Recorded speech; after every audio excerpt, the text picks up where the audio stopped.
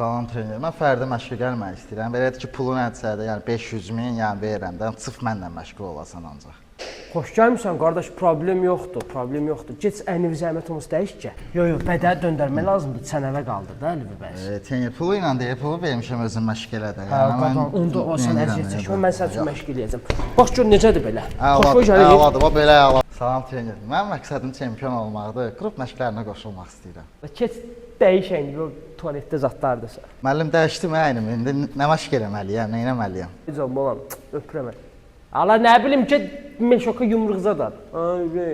Belə müəllim olar. Təbii ki, bunların hamısı zarafatdır. Həm qrup məşqi, həm fərdi məşqində, hər ikisində də eyni proqram keçirilir.